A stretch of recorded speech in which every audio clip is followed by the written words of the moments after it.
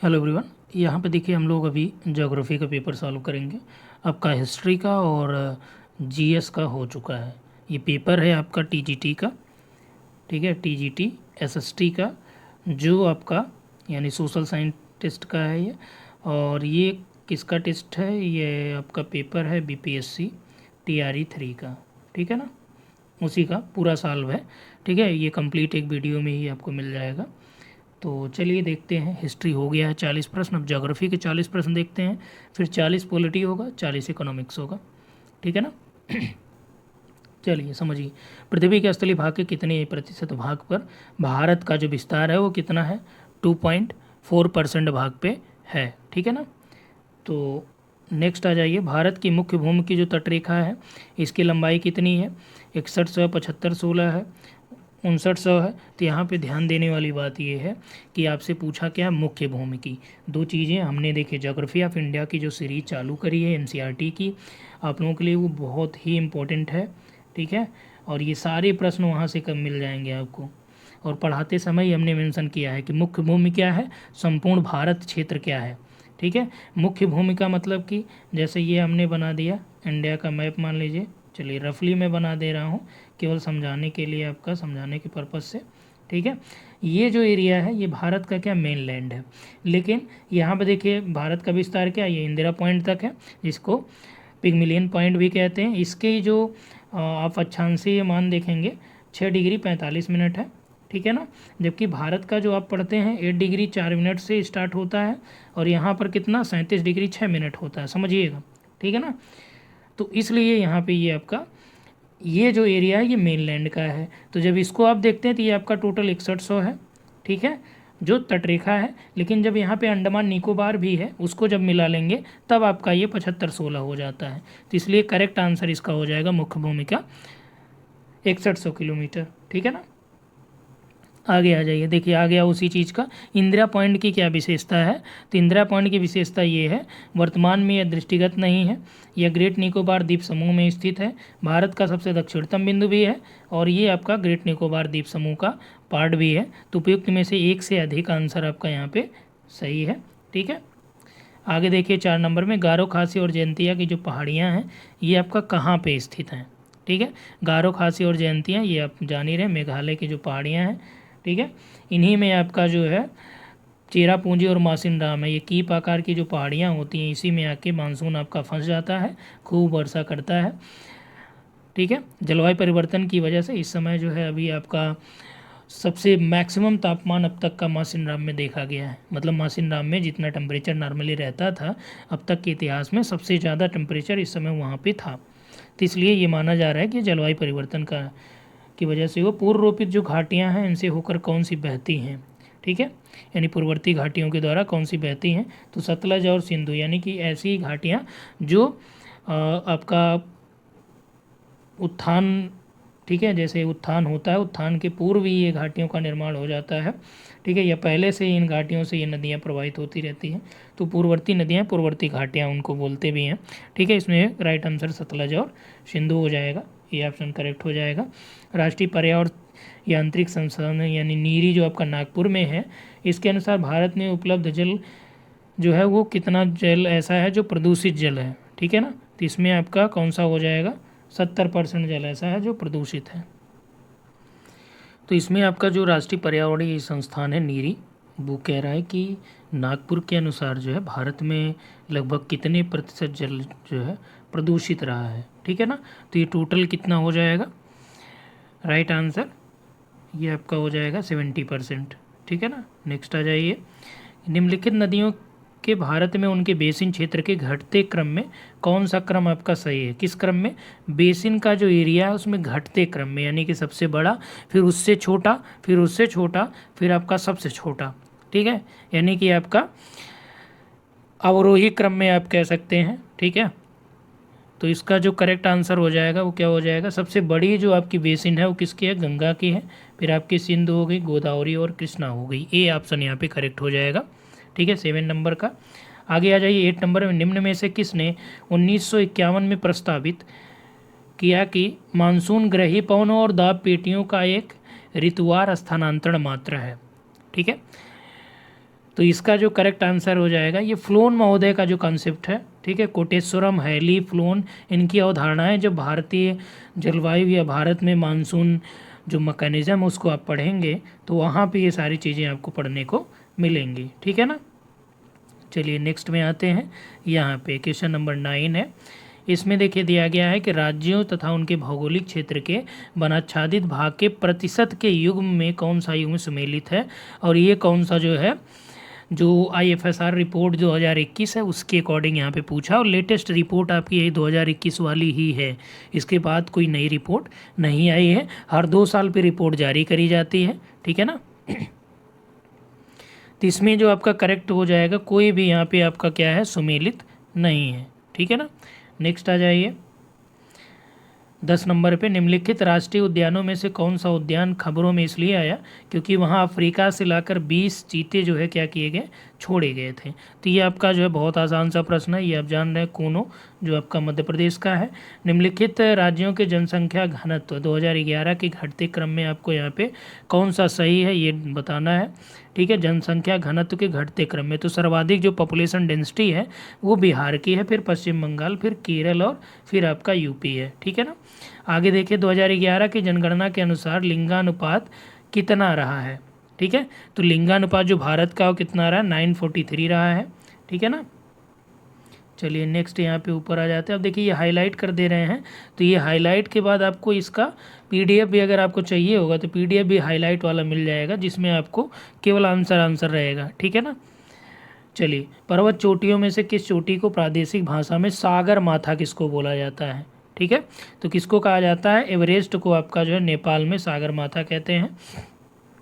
भूटान में स्थल भाग का कितना भाग हिमनदों से आच्छादित है, ठीक है, कितना भाग जो है हिमनद से है, तो ये आपका 3% है टोटल। भूटान में उत्पन्न की जाने वाली प्रमुख खाद्यान्न जो फसल है वो कौन सी है। अब देखिए कहाँ पे, भूटान में पूछ रहा है भाई, इंडिया का नहीं, भूटान में। तो यहाँ पे आपका देखिए भूटान में जो प्रमुख खाद्य फसल है वो आपकी चावल है। श्रीलंका जो है अति संपन्न है किन चीज़ों में, यानी कि क्या वहाँ पे पाया जाता है। तो इसमें आपका जो करेक्ट हो जाएगा, इनमें से कोई नहीं यहाँ पे ऑफिशियल आंसर की में जो आपका दिया गया है, ठीक है। आगे आ जाइए नेक्स्ट में। यहाँ पे म्यांमार की राजधानी कौन सी है ये पूछा गया है, ठीक है। तो म्यांमार की राजधानी कौन सी है, आपका नेपीता, ठीक है, या नेपीडा जो आपका है, नेपीता। वैसे बांग्लादेश में प्रति 1000 व्यक्तियों पर 2022 में जन्मदर कितनी, आप देखिए वर्ल्ड जो आपका पॉपुलेशन रिपोर्ट है उसके अकॉर्डिंग भी प्रश्न यहाँ पे दिया गया है। तो आपका प्रति 1000 व्यक्तियों पर ये जन्मदर कितनी थी, 17.067% थी। ग्लोब पर अक्षांश और देशांतर रेखाओं की संख्या दोनों को मिला के कितनी है, ठीक है, 360 है, 180 है, अनंत है, उपयुक्त में से 1 से अधिक है, उपयुक्त में से कोई नहीं है, ठीक है ना। तो इसमें आपका फर्स्ट ऑप्शन है 19 नंबर में जो है इनमें से कोई नहीं हो जाएगा, क्योंकि आप जानते हैं अक्षांश रेखाओं की जो संख्या 179 है, ठीक है। 179 मैं क्यों बोल रहा हूँ आप समझ गए होंगे, ठीक है। अक्षांशों की संख्या जो है ये आपका 181 है। आगे देखिए ज्योग्राफी का जो 20 नंबर का है, तुलनात्मक मापक की क्या विशेषताएं हैं। अब देखिए प्रैक्टिकल वाले पोर्शन से प्रश्न आपका दिया गया है, ठीक है। तो तुलनात्मक मापक की क्या विशेषताएं हैं, यहाँ पे यह 2 या 2 से अधिक सरल मापकों का संयोग होता है। प्रत्येक सरल मापक भिन्न भिन्न मापक इकाइयों की प्रणालियों को दर्शाता है। सभी सरल मापकों का प्रदर्शक भिन्न एक होता है। तो मतलब जो तुलनात्मक मापक होते हैं उसमें क्या होता है, A और C यहाँ पे ज़्यादा करेक्ट है, ठीक है। मापक आपको अलग अलग दिखेंगे लेकिन उनके जो प्रदर्शक भिन्न होते हैं वो क्या होते हैं, सेम होते हैं, एक ही होते हैं। तो इसलिए यहाँ पे करेक्ट आंसर हो जाएगा D, ठीक है ना। चलिए नेक्स्ट आ जाते हैं यहाँ पे 21। अब देखिए यहाँ पे दिया गया निम्न में से बिहार के किस जिले में बॉक्साइट की जो है प्रचुर मात्रा पाई जाती है। तो बॉक्साइट आपका जमुई में है, ठीक है। और नेक्स्ट आपका दिया गया काली कपास वाली मिट्टियों का निर्माण जो है कैसे हुआ था। तो ये आपका दक्कन प्लेट में के अपक्षय के द्वारा जो आपका, ठीक है, उसकी वजह से हुआ था। वहाँ पे जो लावा निर्मित अपक्षय था उसकी वजह से। निम्न में से भारत के कौन से प्रदेश मृदाक्षरण से बुरी तरह प्रभावित होते हैं, ठीक है। तो चंबल बेसिन भी आपका काफ़ी प्रभावित होता है। छोटा नागपुर पठार की जो उच्च भूमियाँ ये भी प्रभावित होती हैं। तो इसमें करेक्ट आंसर D हो जाएगा, 1 से अधिक चंबल में आप जानते हैं कि वहाँ के बीहड़ों का नाम आपने सुना है, ठीक है। वहाँ पे गली इरोजन बहुत ज़्यादा होता है। चलिए नेक्स्ट आ जाइए। निम्न में से कौन सा काफ़ी उत्पादन के लिए जाना जाता है? सोन बेसिन है, नीलगिरी है, छत्तीसगढ़, कौन सा इसमें करेक्ट हो जाएगा? तो ये आपका नीलगिरी वाला रीजन जो है ये कॉफ़ी के प्रोडक्शन के लिए जाना जाता है। नेक्स्ट आ जाइए। यहाँ पे निम्न में से कौन सी परियोजना कृष्णा नदी पर स्थित है? कहाँ पे? कृष्णा नदी पे कौन सी परियोजना है? तो नागार्जुन सागर जो है कृष्णा नदी पे है। वर्ष 2023 में मत्स्य उत्पादन में जो अग्रणी देश हैं वो कौन से हैं? ठीक है, मछली के उत्पादन की बात करी जा रही है, तो ये आपका आंध्र प्रदेश है नंबर 1 पे। अब देखिए बहुत ही अपडेटेड चीज़ें पूछी गई हैं। भारत में गेहूं का सबसे बड़ा उत्पादक राज्य जनवरी 2024 का जो रिपोर्ट है उसके अकॉर्डिंग कौन सा है?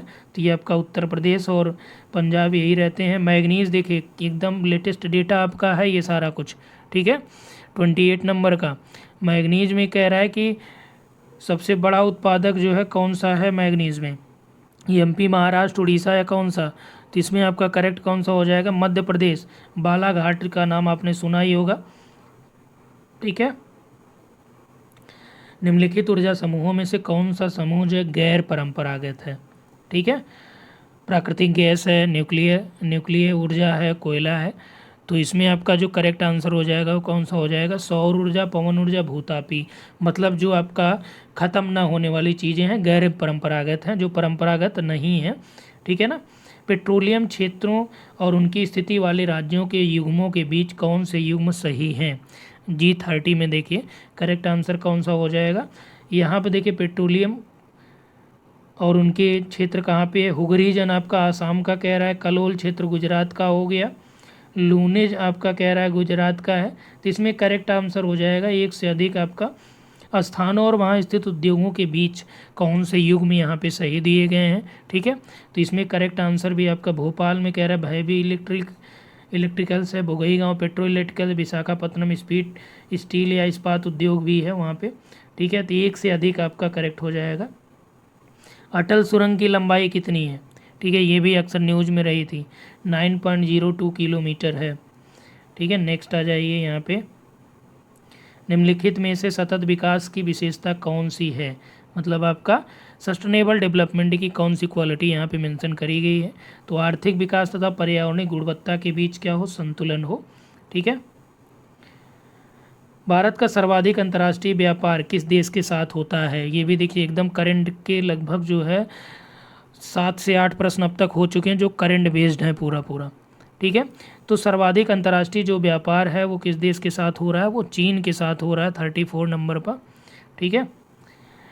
कोयला क्षेत्र और उनकी स्थिति वाले राज्यों के युग्मों को सही जो युग्म है उनको आपको सुमेलित करना है। तो तालचेर कहाँ पे? उड़ीसा में करेक्ट है, ठीक है। सिंगरौली छत्तीसगढ़ में नहीं है। विश्रामपुर कह रहा है कि मध्य प्रदेश में, ये भी नहीं है। सुंदरी जो वृक्ष है ये कहाँ पे पाया जाता है? तो अभी देखिए ये वाला सेम प्रश्न जीएस में आपने वहाँ पे सुंदरबन का नाम सुना था ना।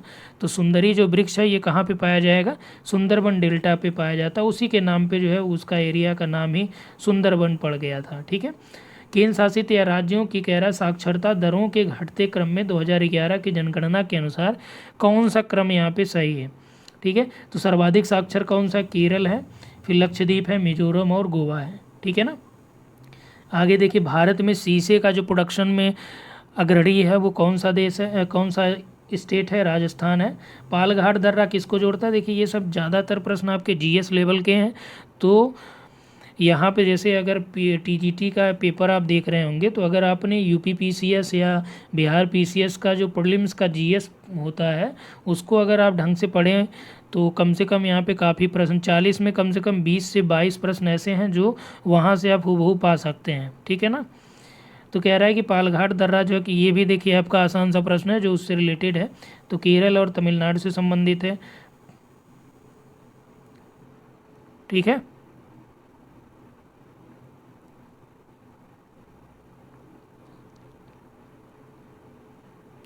सिनकुट्टा दर्रा आई थिंक यहाँ पे होगा। थाल घाट, भोर घाट, पाल घाट, ठीक है, ये सारे दर्रे अलग अलग जगहों पे हैं, ठीक है ना। तो ये आपका पाल घाट दर्रा वो पलक्कड़ में वहाँ पे है, ठीक है, जो कोयम्बटूर और पलक्कड़ के बीच वहाँ पे उसको पालघाट को पलक्कड़ दर्रा भी बोला जाता है। भारत में सबसे लंबा जो राष्ट्रीय राजमार्ग है वो आपका कौन सा है? ये बहुत ही अपडेटेड प्रश्न भी है। NH44। एक्चुअली क्या हुआ कि जो आपका NH7 पहले था, जो बनारस से लेके आपका कन्याकुमारी तक है, तो NH7 में आपका NH1